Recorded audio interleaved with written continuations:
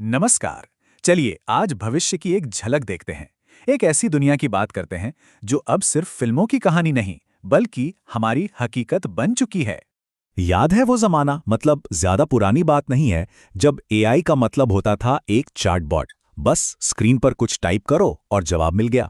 तो सुनिए, वो दिन अब गए पूरी तरह से। एक बिल्कुल नया दौर, एक नई क्रांति शुरू हो चुकी है। तो चलिए सीधे मुद्दे पर आते हैं। मान लीजिए कि हम 21 जनवरी 2026 में हैं और इस साल में अगर कोई सिर्फ अपनी स्क्रीन से चिपका हुआ है ना, तो समझ लीजिए कि वो बहुत पीछे छूट रहा है। जी हाँ, एआई अब बस कांच की स्क्रीन के पीछे कैद नहीं है। वो बाहर निकलकर हमारे कमरों में, हमारे ऑफिसेज में, हमारी फैक्ट्रियों में आ चुका है। इसी को कहते हैं फिजिकल एआई, मतलब वो एआई जिसे हम छू सकते हैं, देख सकते हैं। और अब आती है सबसे मजेदार बात। इस एआई को अब हाथ पैर मिल गए हैं। सोचिए जरा, सालों तक हम यही सोचते रहे कि एआई का काम बस कोड लिखना है या ईमेल का जवाब देना है, लेकिन अब पूरी की पूरी कहानी ही बदल गई है। एनवीडिया के सीईओ का ये बयान देखिए, ये इस पूरी क्रांति का निचोड़ है। जैसे चैट जीपीटी ने लिखने पढ़ने की दुनिया बदल दी थी ना, ठीक वैसे ही एनवीडिया के जीआरडब्ल्यूटी जैसे मॉडल रोबोट्स को बदल रहे हैं।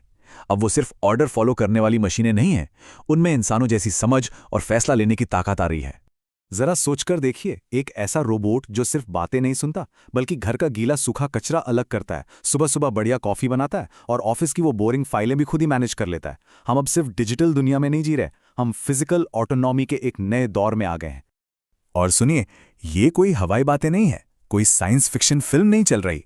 BMW और ह्युंडई जैसी बड़ी बड़ी कंपनियां तो अपनी फैक्ट्रियों में इन फिजिकल एआई एजेंट्स को लगा भी चुकी हैं। और पता है क्या, ये रोबोट्स वहां इंसानों के साथ कंधे से कंधा मिलाकर काम कर रहे हैं। अब जैसे ही रोबोट्स इंसानों के साथ काम करने लगते हैं, सबसे पहला और सबसे बड़ा सवाल मन में यही आता है कि भाई, हमारी नौकरी का क्या होगा। तो चलिए अब थोड़ा ईमानदारी से, बिना डरे आंकड़ों पर नजर डालते हैं। गोल्डमैन सैक्स ने अंदाजा लगाया था कि दुनिया भर में करीब करीब 30 करोड़ नौकरियां एआई की वजह से बदल जाएंगी या उन पर असर पड़ेगा। और अब 2026 में हम देख रहे हैं कि हाँ, ये सच हो रहा है। लेकिन रुकिए जरा, डरने की कोई बात नहीं है, क्योंकि कहानी का एक दूसरा पहलू भी है। और वो ये है कि इसी एआई की वजह से करीब 17 करोड़, जी हाँ 17 करोड़ नई तरह की नौकरियां बन भी रही हैं। तो ये तबाही नहीं है, ये एक बहुत बड़ा बदलाव है। और पता है, ये बदलाव सिर्फ नौकरियों में नहीं बल्कि हमारी काबिलियत को आंकने के तरीके में भी आ रहा है। अब कंपनियां सिर्फ यूनिवर्सिटी की डिग्री नहीं देख रहे हैं, वो देख रही हैं स्किल ग्राफ। मतलब किसी के पास असल में काम करने वाले स्किल्स कौन से हैं, कौन से प्रोजेक्ट्स पर काम किया है और नई टेक्नोलॉजी को कितनी तेजी से सीखते हैं। लेकिन देखिए, हर बड़ी टेक्नोलॉजी के साथ एक चुनौती तो आती ही है। फिजिकल एआई के साथ भी एक बड़ा सवाल, एक बड़ा विरोधाभास जुड़ा हुआ है। इसे कहते हैं सस्टेनेबिलिटी पैराडॉक्स।